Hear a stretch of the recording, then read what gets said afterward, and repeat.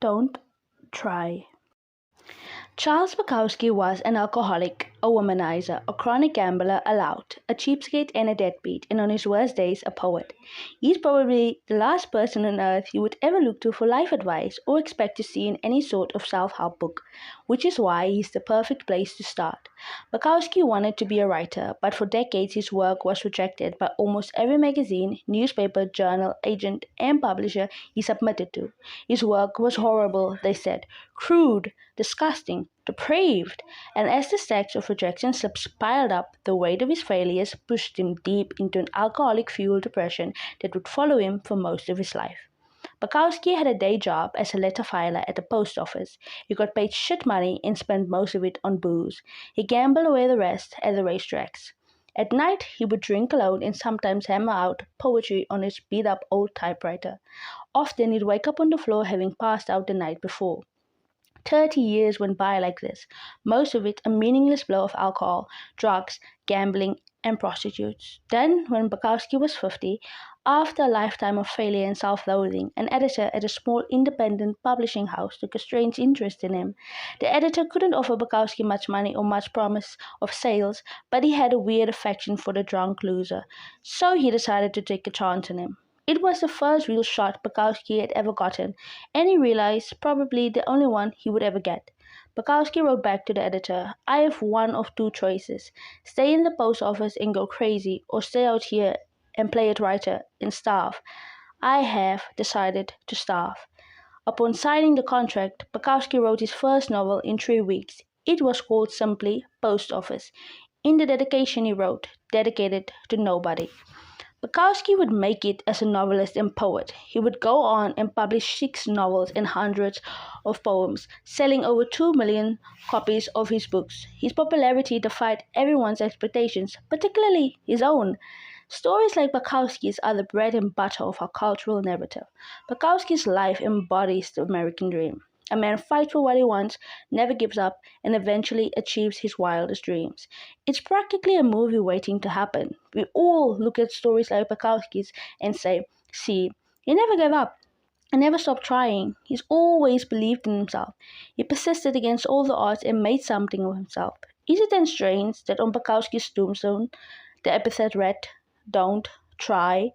See, despite the book sales and the fame, Bukowski was a loser. He knew it, and his success stemmed not from some determination to be a winner, but from the fact that he knew he was a loser, accepted it, and then wrote honestly about it. He never tried to be anything other than what he was.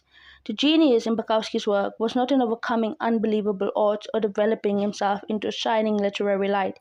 It was the opposite.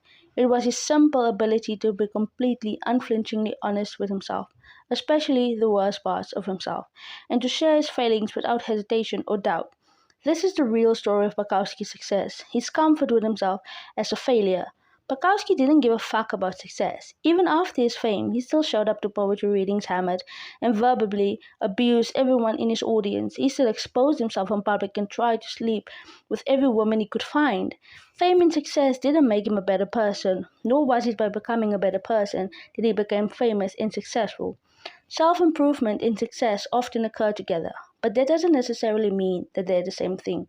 Our culture today is obsessively focused on unrealistically positive expectations. Be happier, be healthier, be the best, better than the rest. Be smarter, faster, richer, sexier, more popular, more productive, more envied, and more admired. Be perfect and amazing, and crap out 12-carat gold nuggets before breakfast each morning while kissing your selfie-ready spouse and 2.5 kids goodbye. Then fly a helicopter to your wonderfully fulfilling job where you spend your days doing incredible, meaningful work that's likely to change the planet one day. But when you stop and really think about it, conventional life advice, all the positive and happy self-help stuff we all hear every time, is actually fixating on what you lack.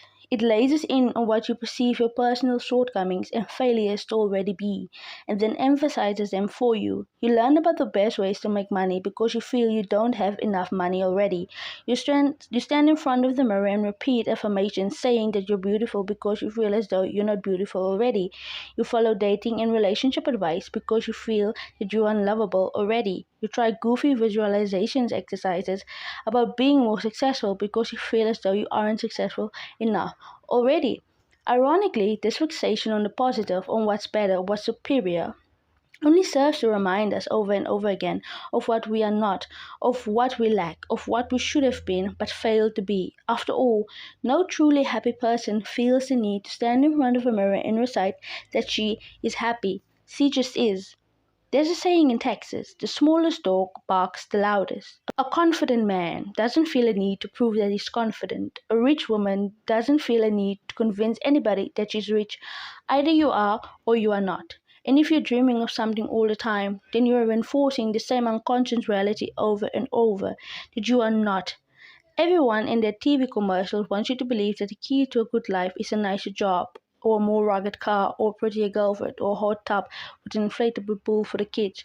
Your world is constantly telling you that the path to a better life is more, more, more. Buy more, own more, be more, fuck more, make more.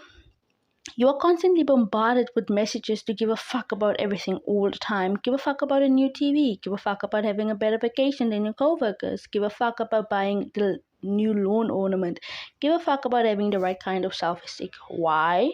My guess, because giving a fuck about more stuff is good for business.